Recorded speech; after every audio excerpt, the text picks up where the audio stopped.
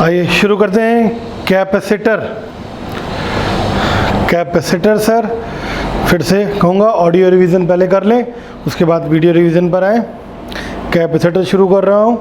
Capacitor C से represent करते हैं, डायमेंशन MLT है, मुंडालाल T पर आए 1242 से नेगेटिव स्टोरी, यानी कि m की पावर -1, l की पावर -2, t की पावर 4, a की पावर 2। कैपेसिटर सर किसी न तो चार्ज पे डिपेंड करता है, न तो पोटेंशियल पे डिपेंड करता है। कैपेसिटी किसी बॉडी की डिपेंड करती है शेप और साइज पर। Capacity of body depends upon the shape and size of the body. न चार्ज पर न पोटेंशियल पर, शेप और साइज पर कैपेसिटी डिपेंड करती है। कुछ पॉइंट्स थे उसमें sir, parallel plate capacitor, cylindrical capacitor, spherical capacitor. ठीक, ये सब आपने ऑडियो रिवीजन में पढ़ा होगा। कुछ जल्दी से बता दे रहा हूँ। अभी यूज़ करेंगे, बैटरी कनेक्ट हो तो पोटेंशियल कांस्टेंट रहता है, बैटरी कनेक्ट ना हो तो चार्ज कांस्टेंट रहता है। ठीक, और क्वेश्चन में कुछ भी ना दिया हो तो बैटरी कनेक्ट नहीं मानी जाती है, इसका मतलब चार्ज रिमेन्स कांस्टेंट। ठीक है सर। एनर्जी के फार्मूला कैपेसिटर में स्टोर एनर्जी हाफ CV² या हाफ Q²/C या हाफ Q/V। कई बार पूछते हैं कि जिस भी बैटरी से चार्ज कर रहे हैं किसी बॉडी को, वो कितना वर्क करेगी, तो लगभग डबल वर्क करती है। हम ऐसा मानते हैं कि कोई बैटरी अगर किसी कैपेसिटर को चार्ज कर रही है तो वो 50% एनर्जी का लॉस कर देती है। तो अगर बैटरी ने 10 जूल वर्क किया है तो कैपेसिटर पे मात्र 5 जूल एनर्जी ही स्टोर होगी। ठीक, कैपेसिटर डिवाइस होती है जिसमें एनर्जी स्टोर करी जाती है इलेक्ट्रिकल फील्ड के बीच में, not in plates. Electrical field between the plates, उसमें एनर्जी स्टोर होती है। एनर्जी डेंसिटी है ½ होती है। ठीक है, ये सब आपने पढ़ा होगा। ये कुछ कैपेसिटर की जो प्लेट्स होती हैं, फेसिंग सरफेसेस, उन पर इक्वल एंड अपोजिट चार्ज होता है। ये बहुत इंपॉर्टेंट पॉइंट है। ठीक है, बाहर कुछ भी कर सकते हो बट फेसिंग सरफेसेस पर इक्वल एंड अपोजिट चार्ज होगा, तभी वो बॉडी कैपेसिटर कहलाएगी। ठीक है, चलिए कुछ क्वेश्चंस करते हैं। रिवीजन इसी में, सब क्वेश्चन में सारा रिवीजन है। चलिए सर देखिए, पहला क्वेश्चन आता है देखो,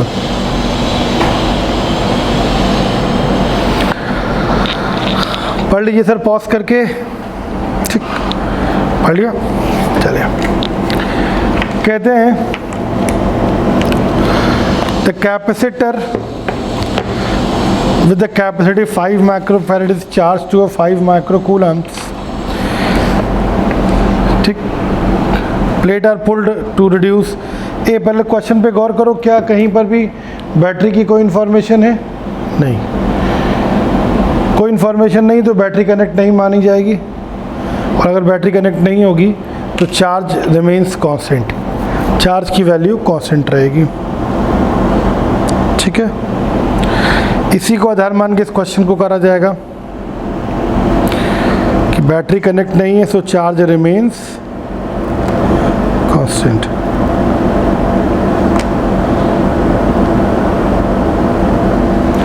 चार्ज की वैल्यू कांस्टेंट। कैपेसिटर है, कैपेसिटी इनिशियल 5 माइक्रोफैरड है, या फिर 5 × 10⁻⁶ फैरड कर लें। चार्ज इनिशियल 5 माइक्रोकूलाम है, 5 × 10⁻⁶ कूलाम कर लें। कहते हैं इस कैपेसिटर के प्लेट के बीच की दूरी बढ़ा दी जाती है तो कैपेसिटी C' हो जाती है। C' की वैल्यू दी है 2 माइक्रोफैरड, या फिर मैं 2 × 10⁻⁶ फैरड कर लूँ। ठीक, Q कांस्टेंट रहेगा, Q की वैल्यू तो वही रहेगी 5 × 10⁻⁶। हमसे वर्क डन पूछा है, वर्क डन बराबर change in energy of capacitor U final - U initial. साहब कौन सा फार्मूला यूज़ करना चाहिए? चूँकि चार्ज कांस्टेंट है तो फिर एनर्जी का हम फार्मूला यूज़ करना चाहिए ½ Q² वाला, क्योंकि Q कांस्टेंट है ना। ये फार्मूला अगर मैं यहाँ यूज़ करूँगा तो ½ Q² - ½ Q² C हाफ किया क्यू स्क्वायर बाई 2 कॉमन ले लूँ, 1 by C dash minus 1 by C. सारी वैल्यूज़ मैं यहाँ रख दे रहा हूँ। तो वैल्यू है क्यू की 5 इंटू 10 टू पावर माइनस 6 का whole square by 2, 1 by C dash, C dash कितना है भाई 2 into 10 to power minus 6 minus 1 by C 5 into 10 to power minus 6। मुझे लग रहा है ऊपर 25 into 10 to power minus 12 by 2, 10 to power minus 6 common आ जाएगा, इधर आ जाएगा 1 बाई 2, ज़्यादा वाले में तो कम वाले को घटा देना है बाई 5। ठीक है, सब एलसीएम ले लेंगे, सॉल्व कर देंगे इसको, तो वैल्यू आ जाएगी 15 by 4 into 10 to power minus 6, that is approximately 3.75 into 10 to power minus 6, इतना joule. This is answer 3.75 into 10 to power minus 6। साहब ये आंसर आएगा। ठीक है साहब, एक छोटा सा कॉन्सेप्ट इसी में और आपको रिवाइज करवा दूं, पॉज करके नोट कर लीजिएगा, रिपीट करके देख लीजिएगा। सर इसी में एक आंसर, एक पॉइंट आपको नोट करवाता हूँ। एक कैपेसिटर था, प्लेट के बीच की दूरी d, कैपेसिटी c होगी, sign naught a by D आएगा। फिर कहा गया था इसके प्लेट के बीच की दूरी को बढ़ा दिया गया है, x बढ़ा दिया, यानी कि d प्लस एक्स कर दिया, और इसमें एक डाइलेक्ट्रिक इंट्रोड्यूस कर दिया। t थिकनेस का डाइलेक्ट्रिक k है, इसका डाइलेक्ट्रिक कांस्टेंट। आपसे क्वेश्चन में कहा गया था कि बताइए इसकी वैल्यू क्या होगी t की या k की, जो भी वैल्यू पूछी जाए आपसे, कि कैपेसिटी जितनी पहली है उतनी ही बाद में रहे, कैपेसिटी भी चेंज ना है। हम जानते हैं प्लेट के बीच की दूरी बढ़ाएंगे तो कैपेसिटी कम हो जाएगी, और डाइलेक्ट्रिक डालेंगे तो कैपेसिटी बढ़ जाएगी। ठीक, डाइलेक्ट्रिक इंट्रोड्यूस करने पे कैपेसिटी बढ़ती है हमेशा, ऑलवेज, चाहे कोई भी सिचुएशन क्यों ना हो, याद रखिएगा। ठीक, तो सी डैश की वैल्यू अगर मैं निकालूंगा तो फार्मूला आपको याद हो, sign naught a upon D minus T plus T by K होता है, तो d plus X minus T plus T by K. According to question capacity को चेंज नहीं होना है, कैपेसिटी को वही रहना है, यानी कि sign naught a by D should be equal to sign naught a upon d plus X minus T plus T by K. Cancel होगा सर, इसको इधर ले आओ, इसको इधर ले जाओ, तो d plus X minus T plus T by K is equal to D. D से डी कैंसिल होगा, x एक तरफ रहने दो, बाकी सारे टर्म को इधर ले जाओ, x is equal to T minus T by K, या फिर x is equal to T common ले लूँ 1 minus 1 by K. This is, इतना बढ़ा दो तो कैपेसिटी वही की वही रहेगी। क्लियर है सर ये कॉन्सेप्ट? ठीक है, चलिए सर एक और बहुत ज़बरदस्त क्वेश्चन कराने जा रहा हूँ, वेरी इंपॉर्टेंट क्वेश्चन नंबर 2। पढ़ लीजिए, आराम से पॉज करके पढ़ लीजिए, बहुत अच्छा क्वेश्चन है।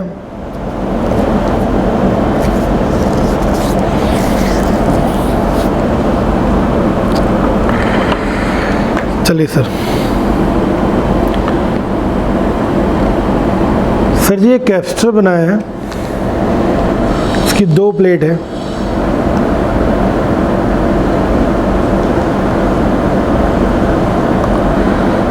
ठीक है। एक प्लेट पे कैपेसिटी इसकी 1 माइक्रोफैरेड बनाई है, एक प्लेट पे चार्ज है प्लस 2 माइक्रोकूलम, और दूसरी प्लेट पे चार्ज है प्लस का 4 माइक्रोकूलम। ठीक, आपसे पोटेंशियल डिफरेंस पूछ रहे हैं, V is equal to question mark. हम जानते हैं potential difference V is equal to Q by C, Q क्या है? क्यू फेसिंग सरफेस पे चार्ज। क्यू क्या होता है? फेसिंग सरफेस पर चार्ज का मैग्नीट्यूड। फेसिंग सरफेस पर चार्ज का मैग्नीट्यूड। ये मैंने मैसेज वाली लैंग्वेज लिखी है, हिंदी नहीं लिखी है, ठीक। मैसेज में ऐसे लिखते हैं ना इंग्लिश को भी हिंदी में, वैसे ही, ठीक। तो चार्ज का मैग्नीट्यूड हम फेसिंग सरफेस पर निकालना पड़ेगा, क्योंकि ये +2Q है, ये +4Q। आपको याद होगा मैंने क्वेश्चन कराया था कि आउटर मोस्ट सरफेस पर ये और ये पे जो चार्ज आता है उसकी value summation of whole charges with sign by 2। यानी कि अगर मैं ये Q1 कह दूँ, ये Q2 कह दूँ, तो आउटर मोस्ट सरफेस पर जो चार्ज आएगा उसकी वैल्यू होगी Q1 + Q2/2, और इधर भी होगी Q1 + Q2/2। फिर उसके बाद एडजस्ट करते हैं हम लोग, तो Q1 2 + 4/2, यानी कि +3 कूलम इस पर भी होगा, और ये भी 2 + 4/2, यानी कि +3 कूलम इस पर भी होगा आउटर मोस्ट पे। अब सेट कर लो, +3 ये है, +2 ये है, तो बताओ ये कितना होगा? -1 होगा। तभी तो +3 और -1 +2 आएगा। और वैसे ही यहाँ पर देखो, ये +3 है, ये +4 है, तो ये कितना होगा? +1 होगा, ठीक। इट मीन्स फेसिंग सरफेस पर, ये फेसिंग सरफेस पर जो चार्ज Q आया है उसका मैग्नीट्यूड कितना है? 1, ठीक। तो V की वैल्यू कितनी आ जाएगी? 1 बाई कैपेसिटी कितनी है? 1, तो 1 वोल्ट। This is answer. बहुत अच्छा क्वेश्चन था ये, बहुत इंपॉर्टेंट क्वेश्चन था ये, ठीक है। सब पॉज करके पूरा क्वेश्चन नोट कर लीजिए, ठीक है। चलिए सर, एक अगला क्वेश्चन है।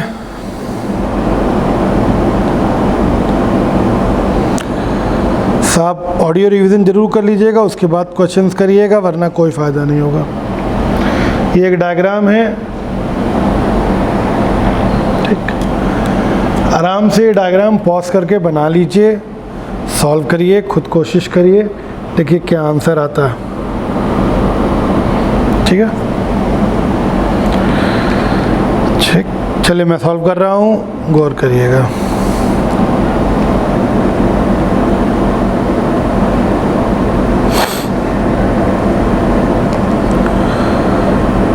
C2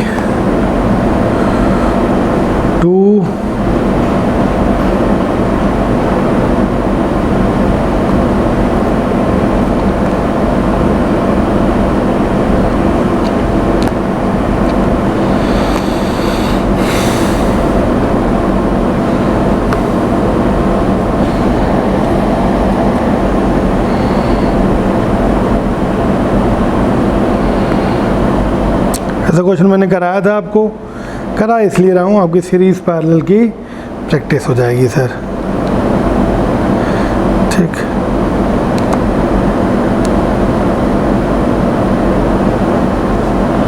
ये पॉइंट ए है, ये पॉइंट बी है। आपसे ए और B, C equivalent across A B के क्रॉस इक्विवेलेंट आपको दिया हुआ है 0.5 या 1/2। आपसे C की वैल्यू पूछी गई है, ये रहा C, इसकी वैल्यू पूछी गई है। सरल कर लो, सॉल्व कर लो जल्दी जल्दी। देखो ये जो C, ये 2, बताओ ये 2 और 2 सीरीज़ है, 2 और 2 सीरीज़ में 1 हो जाएगा।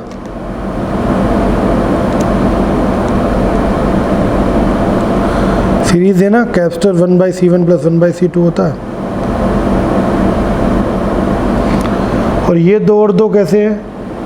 ये और 2 और 2 पैरेलल है, डायरेक्ट जुड़ जाएंगे, 4 हो जाएगा, 1 1 2, ठीक। फिर और सॉल्व कर लें इसको, 2 और 4, 4/3 हो जाएगा, सीरीज है ना।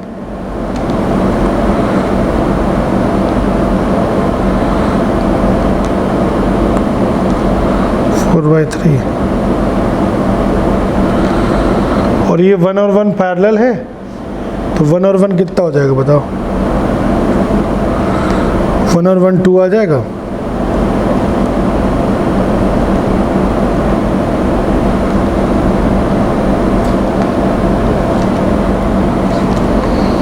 ठीक है,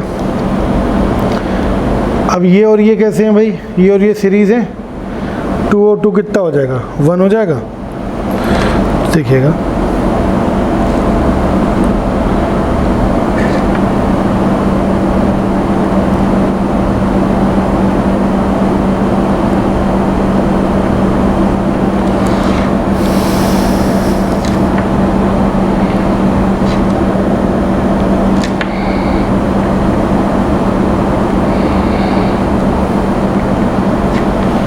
ठीक है सर, ये 4/3 और ये 1 ये आपस में पैरेलल हो गए। अब ऊपर बना देना रेड कलर से। ठीक, तो 1 और 4/3 का इक्विवेलेंट कितना आएगा पता है आपको? 1 और 4/3 का इक्विवेलेंट कितना आएगा? दोनों पैरेलल हैं, डायरेक्ट जोड़ेगा। अगर डायरेक्ट 1 और 4/3 का इक्विवेलेंट निकालूं तो 1 + 4/3 7/3 आएगा। 7/3 ऊपर बना दे रहा हूँ सर रेड कलर से। इट मीन्स देखिएगा सर, C और ये कितना लगा हुआ है सर, 7/3।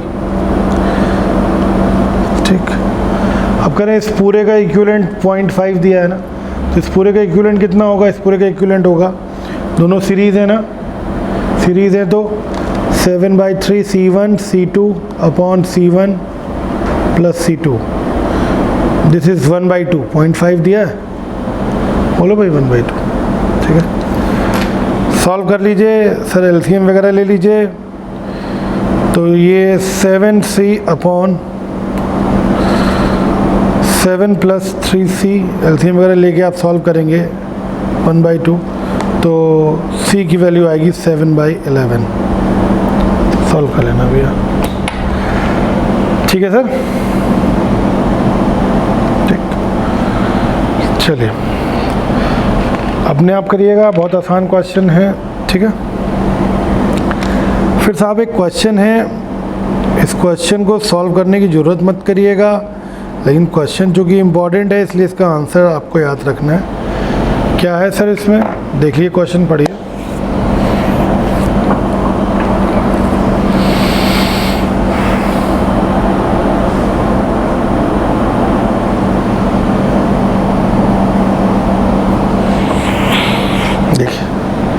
इसमें डाइलेक्ट्रिक पढ़ लिया। चलिए साहब, अभी तक जो भी क्वेश्चन होता था उसमें हम लोग डाइलेक्ट्रिक को सिंपल तरीके से भरते थे। डाइलेक्ट्रिक अपना डाल दिया, या तो ऐसे भर दिया डाइलेक्ट्रिक, याद आया? बहुत ज़्यादा किया तो ऐसे भर दिया डाइलेक्ट्रिक। ठीक, इस तरीके से भर दिया। लेकिन ये वाला जो क्वेश्चन है उसमें थोड़ा अजीब है, डाइलेक्ट्रिक को तिरछा भरा है। अगर ऐसे भर दें मान लीजिए डाइलेक्ट्रिक, तो सारी कहानी नहीं बदल जाएगी सर। यही जो क्वेश्चन दिया है उसमें ऐसे भरा है सर, तिरछा भर दिया डाइलेक्ट्रिक, इतना पोर्शन डाइलेक्ट्रिक है।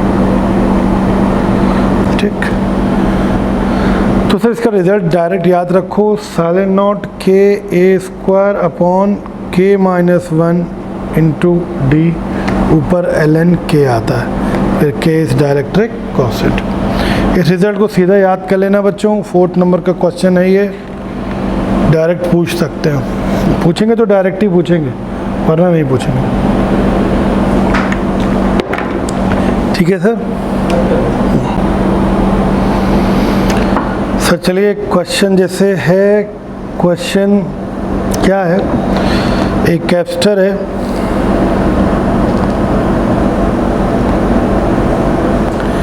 इसकी कैपेसिटी C जो है 90 दी है।